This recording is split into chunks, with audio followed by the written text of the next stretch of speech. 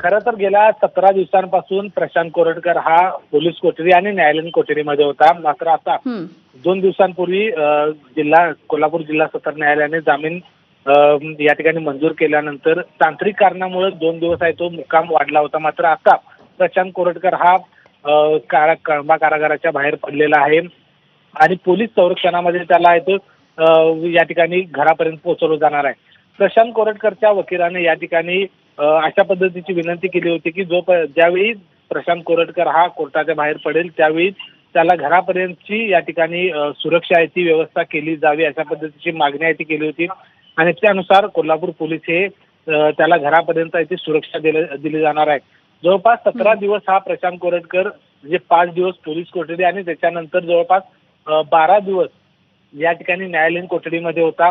ज्यावेळी कोल्हापूर जिल्हा सत्र न्यायालयानं या प्रशांत कोरटकरला जामीन मंजूर केला त्याच्यानंतर कोर्टाच्या प्रक्रियेसाठी 1 दिवस आणि त्याचबरोबर जी सार्वजनिक सुट्टी होती त्याच्यामुळे 2 दिवस मुक्काम हा या ठिकाणी राहिला होता. त्याच्यानंतर आता प्रशांत कोरटकर बाहेर पडलेला आहे आणि पोलीस संरक्षणामध्ये त्याला घरापर्यंत पोहोचवलं जाणार आहे.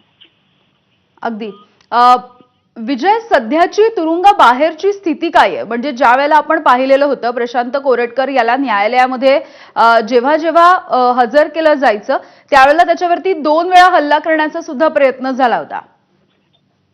अगदी बरोबर आहे. 2 वेळा प्रशांत कोरटकरवर हल्ला करण्याचा प्रयत्न झाला होता आणि त्यामुळेच त्याला 2 वेळा ऑनलाईन पद्धतीने या ठिकाणी कोर्टासमोर हजर करण्यात आलं होतं.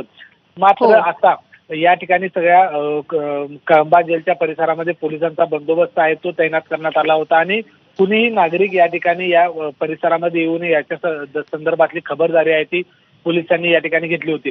कारण प्रशांत कोरटकरच्या वकिलांनी कोर्टासमोरच अशा पद्धतीची विनंती केली होती की प्रशांत कोरटकरला संरक्षण आहे ते दिलं जावं.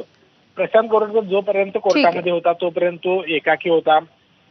1 दिवस त्याची पत्नी आहे ती प्रशांत कोरटकरला प्रत्यक्ष भेटण्यासाठी जी व्हिजिट रूम असते त्यामध्ये आली होती आणि त्याच्यानंतर प्रशांत कोरटकर हा त्याला अंडा सेलच्या जवळपास जे एक वेगळं बॅरॅक असतं त्या ठिकाणी ठेवलं होतं. तो एकाकी या ठिकाणी पाहायला मिळत होता. कुठलाही पेपर आहे तो वाचत नव्हता.